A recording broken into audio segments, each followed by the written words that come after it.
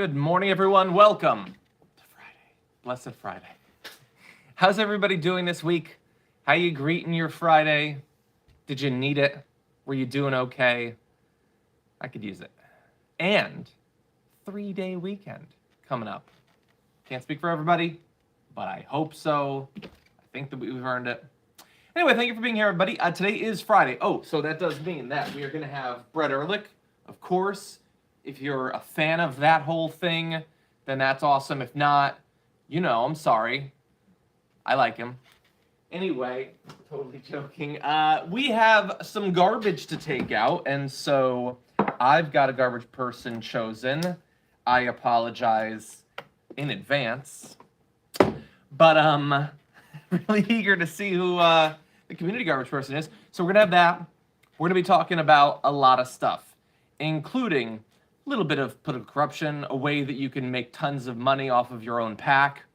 That's fun. Let's see. We got zip ties. We're back in a zip tie news cycle. That's fun. It's been months since the last one. How can you fight back against Texas's new anti-abortion law? We've got some clever ways that the youngsters are doing that. Feel free to join up. And then a whole bunch of other stuff. We'll be talking about climate change. We'll be talking about COVID. We'll be talking about, the sorts of things we do. But we also have a lot to talk about here on the pre-show. So if you wouldn't mind hitting the like button and sharing the stream, maybe we get to 1,000 likes. Maybe we talk about Rudy Giuliani. We'll have to see. But before we do that, I did want to start off with good news. It's very minor good news, but it's what I found, and I have been searching. I have more. I have 2 bits of good news on the pre-show today. The first is that we showed you the footage of Shaquille Brewster, who was reporting live of the impending tropical storm, and this freaking weirdo ran up on him during his live shot and then fled. And it turned out that he had prior arrests and things like that. He was a weirdo. So they were searching for him. They have actually found him. He was arrested by U.S. Marshals on Thursday. He was taken into custody outside of a shopping plaza in Dayton, Ohio, apparently. So he drove from Mississippi up to Ohio before getting arrested. Now, I don't know what's going to end up happening to him. I know that the main concern is violation of probation. He had previously, back in 2017, drilled holes into tanks of dangerous chemicals, including hydrochloric acid. So that's fun. Nearly caused an environmental disaster. A security guard at the location was hospitalized as a result of him drilling those holes in the barrier. So, fun guy. And anyway, maybe we'll find out what he thought was being reported inaccurately about the tropical storm. I don't know. But anyway, they found him, so that's good. You'd think it's a big country, but I guess it's pretty hard to hide in it. Anyway. Okay, Zayn says everyone should go vote on Garbage Person ASAP. Thank you for the reminder. Yes, if you want to go to the community tab, YouTube.com, you're on the channel. If you want to go to the community tab, scroll down. There's a poll. You vote in it. We see if we can ever break our record, which is like 42,000 votes in one of those polls. It was pretty amazing when you think about it, honestly. But anyway, Billy Bear the Bear Dragon says, happy birthday, Dragon Daddy-O. It's not my birthday. It's actually my brother's birthday today. So you've never met my brother, but if you want to wish him a happy birthday, it's at least factual, whereas mine is not. So that's your minor good news. What's the substantive good news? Well, here it is. And I'm going to put on my glasses because my eyes are starting to hurt already. So the substantive good news is that we have had, close to 3 weeks of news coverage of what's going on in Afghanistan. And Debbie Bauer, welcome to Tier 3 YouTube membership. Appreciate you being on. Can't wait to talk to you in our live monthly Q&As, which is coming up not that long from now. So, actually, I'm going to have to make that work around my break. We'll figure something out. But anyway, we've had a couple weeks of coverage of Afghanistan, and people have been freaked out, and it seems kind of like in a partisan way. But anyway, one of the things that's been so negative about the right-wing coverage of all of that is we should have gotten more people out, but definitely not any Afghans. That's largely what I've gotten from them. However, What do regular Republicans actually think about these refugees? We're going to turn to that in 1 second. Non-Human Humanist says, the fake news never reports on the Sharpie marks on the clouds. We know there has to be black Sharpie lines. That's a reminder to me. I've got to do the intro. We're going to be a year into Biden's presidency, and it's still going to be that damn hugging of the flag. Pajama Girl, thank you for the happy B-Day for my brother. Okay, so, well, there's a poll. Washington Post, ABC News, 56% of Republicans are in favor of taking in refugees. And by the way, not just like people who worked with us or whatever, actual just refugees. That's what they were asked. 39% oppose it. So look, 39% sucks. So many people are like, screw these people. I don't care what happens to them. But a good majority of Republicans are actually in favor. Overall, 68% of Americans. Only 27% overall oppose. Democrats are at 79%, which is still 17% of Democrats oppose it. Motherfucker. Anyway, 71% of independents. So Democrats are way more likely than on average. Independents are slightly more than average. Obviously, the whole thing is being brought down by Republicans, but close to 7 in 10 are in favor of it. Now, it should be higher. We've got the resources. We've got the room. We've got the obligation. We've got the moral opportunity. But that's not bad, considering how terrible our country is and the fact that they've been, fear-mongered to about people from this region for, decades. The fact that 7 in 10, that's not bad. That's not bad. Yeah, I guess the garbage people could be like the 70% of Democrats that oppose it. But I think that's good news. I think that's good news. What do you think?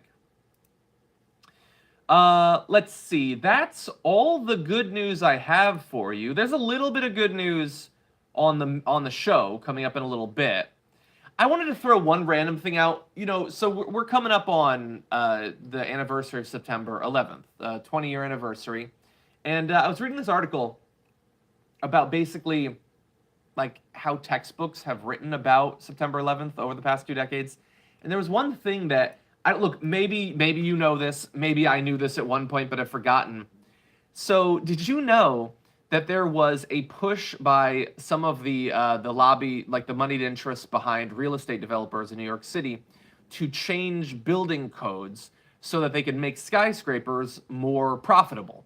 So previously, there had been sort of a maximum percentage of the square foot on a given floor that could be rented out as actual space. The rest would be for service use, for, like fire stairs, elevators, stuff like that. Well, they wanted to get that up higher because then they could make more money. And they did. And the World Trade Center was built under the new regulations. And so there's an estimate that something like 1,000 people maybe could have gotten out after the actual strikes of the airplanes in the buildings if the exit systems had been under the previous regulations. Instead, stairwells were sort of centralized and all that. Anyway, they have a lot more details on the Washington Post, but that is fascinating. And I don't know that I've heard much talk about that, about the effect of money in politics and how many lives were cost during one of, the worst tragedies, or at least one of the worst tragedies that we as a country sort of like publicly recognize. Hundreds and hundreds of lives could have been saved. And I wonder if any of the people who did that actual lobbying effort, if they have had to think about that. I wonder if they've wondered who they killed as a result of that. And the politicians that went along with it, of course. I hope they got paid enough. Make it worthwhile. Jay Fergie says, Skater Dragon back from MT to remind Dragon Daddy the Dragon Squad has plenty of various talents and a viewer contest for a new intro could be fun. That is a great idea. For now, I just want to update the intro. It's modular. Like, you can plug in videos and photos and stuff like that. It's just kind of out of date. Corey F. says, I work on a COVID unit, so get tested daily. Yesterday, I tested positive. I'm vaccinated with minimal symptoms so far. Wish me luck. Corey F., really sorry to hear that. These breakthrough cases are devastating, but you're almost certainly going to be better off than you would have been otherwise. I was going to talk about this. No, I'll save that for the show. Let's play a bit of this video. It's not necessarily good news, but it's at least somewhat positive. So let's go to this. I'm gonna whip you around. So everybody, hold on to your butts. The fossil fuel industry and the future of humanity are fundamentally incompatible. They just are. I mean, that's not a political opinion. That is the science. We continue to burn fossil fuels, our planet will become inhabitable. Especially what's happening with Hurricane Ida is that, I mean, this is climate change. I don't know what more people need to see.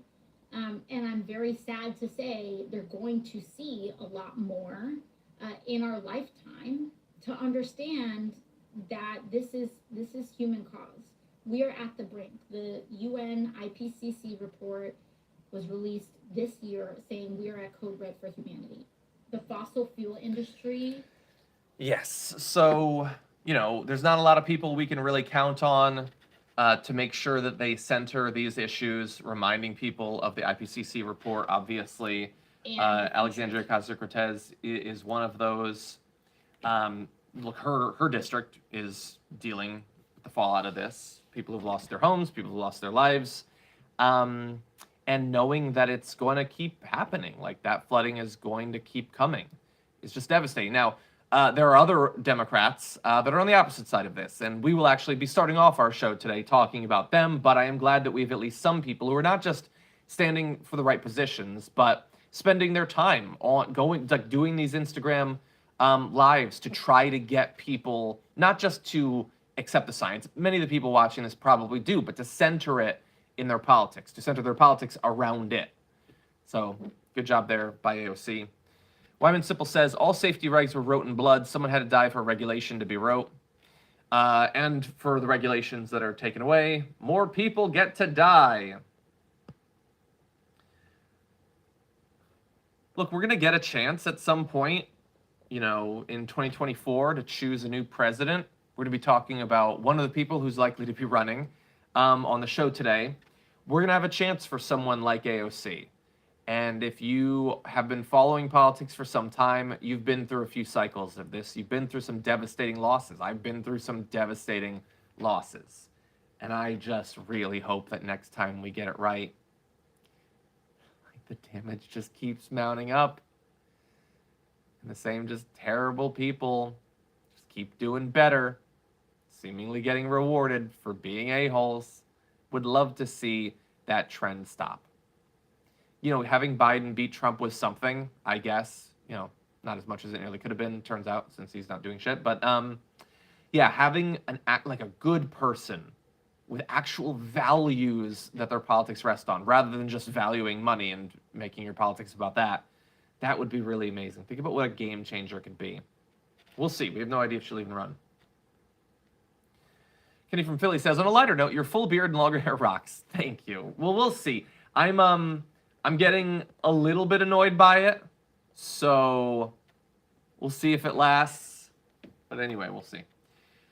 Okay, so Elon Musk. There was a tweet from Michael Sheets, video from Squawk Street on CNBC, of Greg Abbott, who says he frequently talks to Elon Musk, who had to get out of California because, in part, the social policies in California. Elon consistently tells me that he likes the social policies in the state of Texas. Elon Musk replies to that saying, in general, I believe government should rarely impose its will upon the people, and, when doing so, should aspire to maximize their cumulative happiness. That said, I would prefer to stay out of politics. No, he doesn't. He would not prefer to stay out of politics. He would love to be involved in politics financially and make sure that he financially benefits, as he has recently, as he has throughout his life. That is what his life is. That's why he is a success. The technical expertise and engineering ability of a lot of other people, and government money. Huge sums of government money. Up to and including today.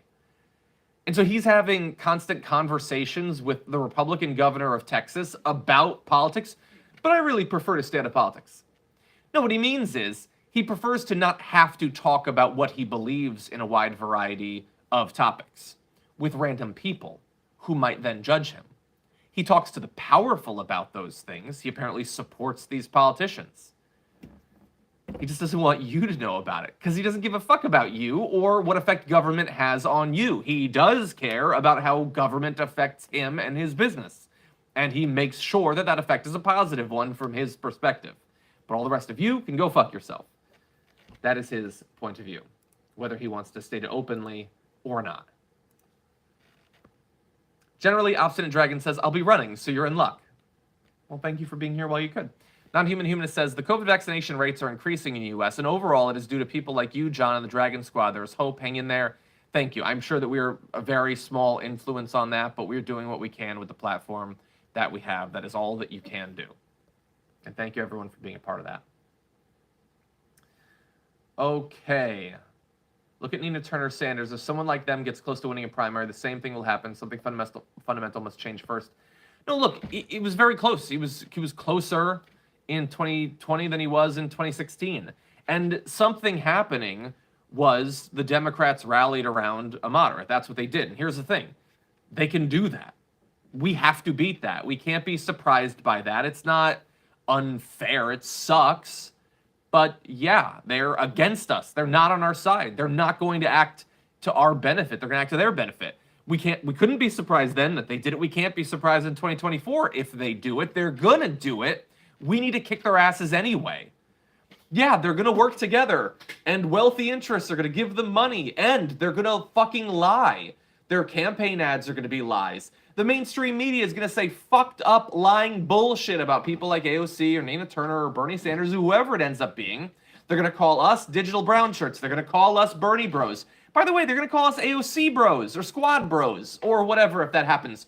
All of this is going to happen, and we must win anyway. We are going to fight a battle against the most underhanded, well-funded bullshit ever. And it's only going to be more sophisticated than it was in 2020 and 2016. So we, too, must be more sophisticated, more prepared, better organized, better funded to the extent that we can be. Obviously, we don't have the means that they have. But with whatever means we have to be ready because everything is on the line and the stakes are what they are. There's no cheat code. There's no shortcut. You win by winning. And one of the most depressing things for me has been those who acquire an audience and a following by trying to convince people that you don't need to win to win. You can do something else. You don't need to engage in all this dirtiness. You don't have to actually you don't have to persuade people. You don't have to get them to vote for your candidate. You can do something else. What? Who the fuck knows? They never actually say. But not the tough stuff, certainly. Because facing that tough shit is difficult. It's scary. A lot of people don't want to do it. And they especially don't want to do it after a couple of major losses. After spending years and seeing us lose and seeing like people like Biden and Sinema and Manchin win, it fucking sucks. And that's the reality we have. If you want a fantasy world, I've got a novel coming out soon. I would love for you to read it. But our world has to be the real world.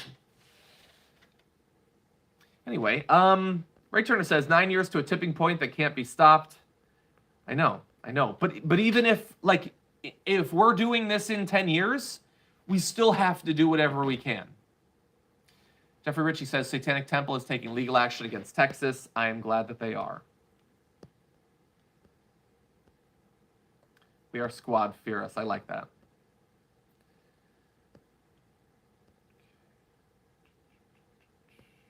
Captain Pollywog Vanderbeef says, hey, John, thank you for all you do. Honestly, things look bleak. Feels like we have passed the point of no return with the climate. We will allow it to get very bad before any action infrastructure is done. I have the exact same fear. Look, if there's fire coming towards your house, you do whatever you can to stop your house from being set on fire. If your house gets set on fire, you try to put it out. If most of it is consumed by fire, if that's the only house that you have and will ever have, you still have to fight it. Even if your hands start melting, you still have to try to fight it.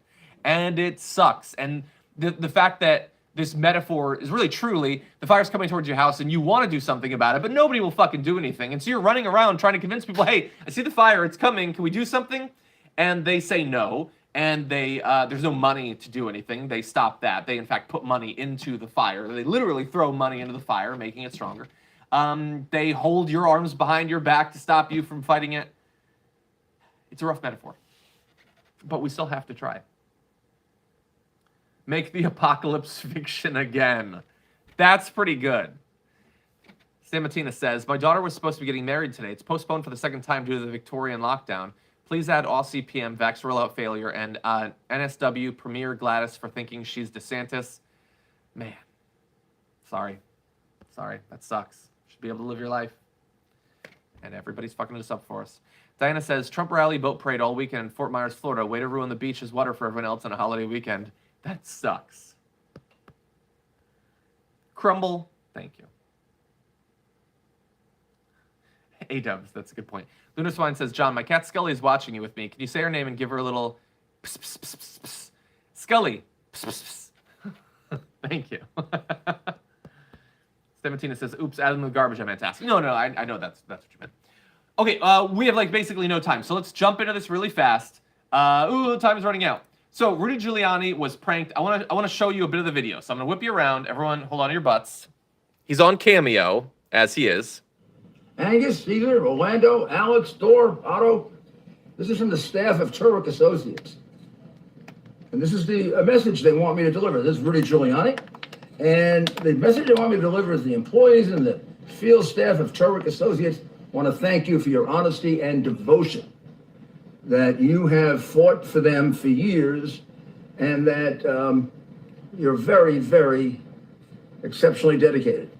Well, that's a nice thing. I really wish somebody would send me a message like that, and I think you can be very, very proud of it. It sounds like it comes from the heart, and it comes from having done very hard work. I wish I knew more about it. I could say more, but that's the message they gave me to deliver to you. And okay, so here's the thing.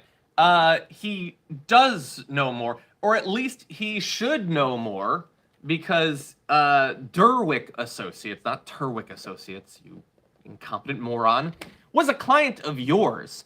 And all of the people that he mentioned are people, investigative journalists and all of that, who have looked into Derwick Associates, his former client. But he has no idea. And so look, when I say that he's humiliated, look, partially it's, you know, that he wanted to be president, now he's just doing Cameo. The length of the fall obviously sucks. Some people do it just to have fun. And look, I'm inevitably going to end up on it. So, you know, glass houses and all that. But he was going to be president. But anyway, that he doesn't even know what's going on. He can't even read the messages.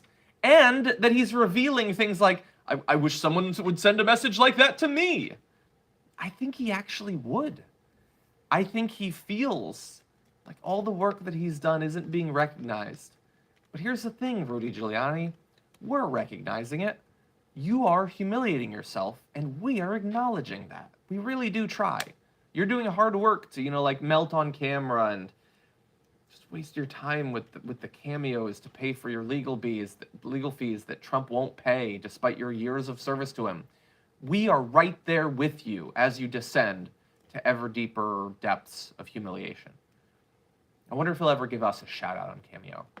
I can't afford it. It's too much money. But yes, okay, I see. I know. We took too long to get to the headline story. I see you there, Sophie. Okay, hold on one sec. Yes. Ryan says, what progressive candidates can you see Bernie supporting during 2024 primary? Do you think you would support Kamala if Dems rig the primary? Well, first of all, again, I've always kind of been against the term rigs, because rigs can mean so many different things. Like, people say that the 2021 was rigged because they all lined up behind a candidate. That's politics, baby. That's what they do. And again, we can't... Look, is he going to support? Yes, he's probably going to support whichever Democrat in the general election. And in the primary, he's going to support a progressive. And I don't know. I don't know if it's going to be, you know, a member of the squad or whoever. I'm assuming he will support the best progressive that has a chance of winning. And then in the general, he will support the best candidate. That's what he's always done. Again, we can't be surprised by things that we've known for decades. That's his political strategy. It's also, by the way, my political strategy. Support the best progressive candidate that can win. Do that in the primary, and then do that in the general as well. I'm already not looking forward to 2024. But hopefully, maybe we'll have AOC or something like that. And then together, we can deal with the bullshit attacks that will come her way. But I gotta run, because Brett's gonna be here very soon. We'll see you soon. You can stay here, twitch.tv/TYT. Either way, yes. Bye.